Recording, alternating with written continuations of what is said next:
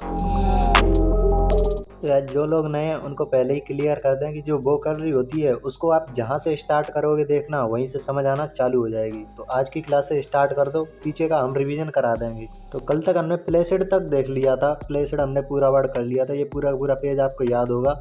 आज से हम 15वें वर्ड को देखने वाले हैं। 15th वर्ड है हमारा एस्पाउस। एस्पाउस का मतलब होता है समर्थन करना या ग्रहण करना। इंग्लिश में क्या कहते हैं? टू अडॉप्ट और सपोर्ट अ कॉज, बिलीफ और अ वे ऑफ लाइफ। मतलब जीवन का तरीका है, कोई मान्यता है या कोई कारण है, उसको आप सपोर्ट कर रहे हैं या फिर उसको अपना रहे हैं, उसे कहते हैं एस्पाउस। तो ये तो हो गया इसका अर्थ कि एस्पाउस का मतलब होता है समर्थन करना या ग्रहण करना। और दिक्कत कहाँ पर आती है कि आपको ये एग्जाम तक याद रखना है कैसे भी करके। तो यहाँ पर देखो स्पाउस। स्पाउस का मतलब ही होता है कि जो आपका साथी है, जीवन साथी है या पार्टनर है, उसे कहते हैं स्पाउस। पत्नी को भी बोलते हैं। तो आप उसका क्या करेंगे? समर्थन करेंगे, उसको ग्रहण करेंगे, मतलब कि अपनाएंगे। दूसरा तरीका है इसको याद करने का, स्पाउस। इसको बोलते समय आपको आवाज़ आ रही होगी हाउस। तो जो आपके घर वाले होते हैं आप उनका हमेशा समर्थन करते हैं। तो ऐसे दो तरीके से आप इसको याद कर सकते हैं।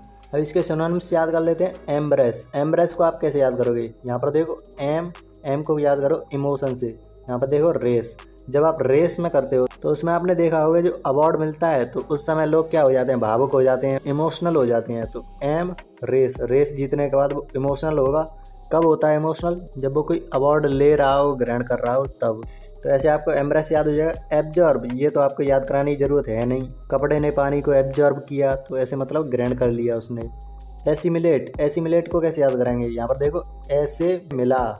एस्पाउस का मतलब ही होता है समर्थन करना, मिलना, ग्रहण करना। तो एसिमिलेट भी इसका सिनोनिम्स हो जाएगा। बोरो। बोरो को कैसे याद करेंगे? बोरो प्लस। बोरो प्लस किसके लिए लाते हैं? स्पाउस के लिए। तो ऐसे आपको सारे के सारे सिनोनिम्स भी याद हो गए होंगे। अब स्पोकन वालों के लिए इसका यूज भी देख लेते हैं। China एस्पाउस्ड the army of Pakistan. मतलब जो चाइना है उसने पाकिस्तान की आर्मी को सपोर्ट किया। तो ऐसे आपको सेंटेंस में भी यूज करना आना चाहिए। अब ध्यान से देखो, आपको ये पूरा का पूरा पेज याद हो गया होगा। एक बार रिवीजन और कर लेंगे तो आपको पूरी क्लैरिटी आ जाएगी। तो ऐसे आपको पढ़ाने का तरीका पसंद आ रहा हो तो चैनल को सब्सक्राइब जरूर कर लेना और अपने दोस्तों को शेयर जरूर कर देना, क्योंकि आप लोग की जिम्मेदारी है इस चैनल को 1000 सब्सक्राइबर तक पहुंचाना। तो अगला वर्ड देखते हैं। अगला वर्ड हमारा इक्वेनिमिटी। इक्वेनिमिटी का मतलब होता है स्थिरता, संतुलन। और एक और वर्ड लिख लो कामनेस। कामनेस से इसको ज़्यादा रिलेट करेंगे क्योंकि इससे ही इसका सिनोनिम्स ज़्यादा बनते हैं। क्वालिटी ऑफ बीइंग काम specially in a difficult situation. मतलब कोई कठिन परिस्थिति है उसमें वो शांत रहे, उसे कहते हैं इक्वेनिमिटी। MS धोनी का एग्जाम्पल फिर से दूंगा क्योंकि वो बहुत शांत रहते हैं डिफिकल्ट सिचुएशन में भी। अब इसको याद कैसे करेंगे वो देखते हैं। इक्व एनिमी। तो आपके सामने अगर आपका दुश्मन आ जाए तो आप शांत थोड़ा ही ना रहेंगे, लेकिन ऐसा व्यक्ति जो उसके सामने भी इक्वल रहे, मतलब वैसे ही रहे जैसे और लोगों के साथ रहता है, मतलब एकदम शांत, तो उसे कहते हैं इक्वेनिमिटी। तो ऐसे आप इसे याद कर लेंगे आसानी से। अब इसके सारे के सारे सिनोनिम्स देखते हैं। सिनोनिम्स आसान है। प्लेसिडिटी, ये कल कराया था हमने। अब इसको कैसे याद किया था? एसी से। एसी में जाकर लोग क्या हो जाते हैं? शांत हो जाते हैं। सेरेनिटी, इसको सुनते ही मेरे मन में आता है चंद्रमा, क्योंकि चंद्रमा के अध्ययन को ही सेरेनोग्राफी कहते हैं। तो चंद्रमा बहुत ही शांत है। तो सेरेन को हमने पिछली क्लास में किया था, सेरेनिटी आज कर लिया। वैसे तो हमने तब भी बताया था। अब इसको याद करने का एक और तरीका है सेरेनिटी सीनरी। जो नेचुरल सीनरी होती हैं उनको देखकर आप शांत हो जाते हैं, बिल्कुल काम हो जाते हैं। कंपोजर, ये हमने कराया था कल। कंपोज्ड, जैसे MS धोनी कैसे हैं? बहुत ही कंपोज्ड स्वभाव के हैं। तो अब इसको कैसे याद करेंगे? कंपोजर। कम को याद करेंगे आप काम से। इसको ध्यान से देखोगे काम जैसा लिख रहा है, कंपोजर। अगला है रिपोज। रिपोज भी उसी से, कंपोज रिपोज, कंपोज रिपोज, ऐसे आप इसे याद करेंगे। एप्लॉम। एप्लॉम को कैसे याद करेंगे? यहाँ पर देखो ओम। आप लोग ओम।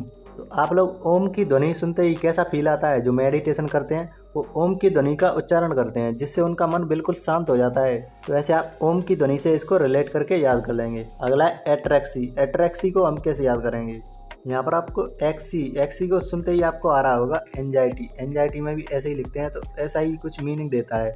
तो यहाँ पर एंजाइटी, एंजाइटी को हटा दो, कम कर दो, तो उसे क्या कहेंगे? शांत हो जाएगा।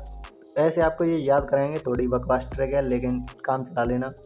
अगला है नर्व। नर्व को कैसे याद करेंगे? जैसे आपने देखा होगा किसी व्यक्ति के बारे में चर्चा चलती है कि वो तो किसी स्थिति को देखते ही उसकी नर्व पकड़ लेता है, मतलब वो शांत रहता है उस स्थिति में भी। तो ऐसे आपको ये याद करना है। आगे हमारा सिनोनिम से सेंग फ्रॉयड। सेंग फ्रॉयड को कैसे याद करोगे? यहाँ पर देखो संग फ्रेंड। आपके साथ आपका फ्रेंड होता है तो आपका दिमाग बिल्कुल शांत हो जाता है। आपको किसी भी जगह भेज दो, इंडिया में कहीं भी भेज दो, आप बिल्कुल शांत रहेंगे, आपको कोई टेंशन ही नहीं होगी। और जब आप अकेले होते हैं तो आपको एंजाइटी होने लगती है, पता नहीं क्या होगा। लेकिन कोई दोस्त हो उसके साथ आप कहीं भी जा सकते हैं बिल्कुल शांत होकर। तो देखो इस पेज पर हमने 9 वर्ड कर लिए, यहाँ पर 8 वर्ड ये और एक 9 वर्ड एक पेज पर याद कर लिए। ऐसा मत सोचना है कि 2 वर्ड ही किए हैं, हमने यहाँ पर 15 से 20 वर्ड कर लिए हैं। तो स्पोकन वालों के लिए यूज है his equanimity under pressure impressed everyone in the stadium.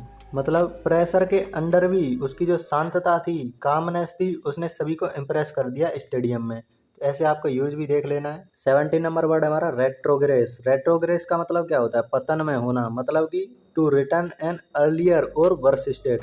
मतलब अभी अच्छी स्थिति में थे लेकिन आपका पतन चालू हो गया है, मतलब बुरी स्थिति में आप जा रहे हो, उसे कहते हैं रेट्रोग्रेस। अब इसको याद कैसे करेंगे? बहुत आसान है। यहाँ पर देखो रेट्रो, आपने रेट्रो गानों के बारे में सुना होगा।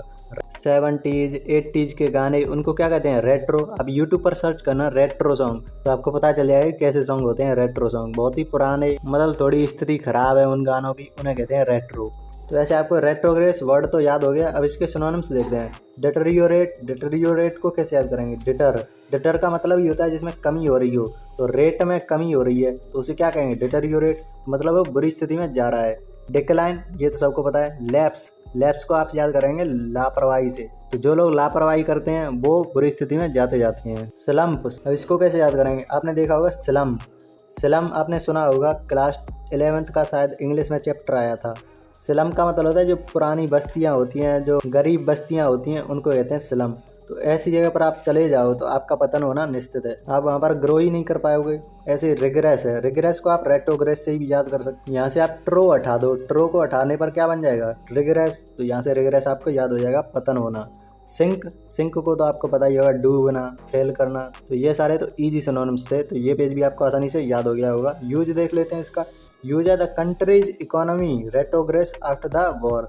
मतलब कंट्री की इकोनॉमी थी, ये मेनली आप रसिया और यूक्रेन के परिप्रेक्ष्य में देख सकते हैं। मतलब युद्ध के बाद उनकी जो इकोनॉमी थी वो रेट्रोग्रेस्ड हो गई, मतलब कि पतन में चली गई।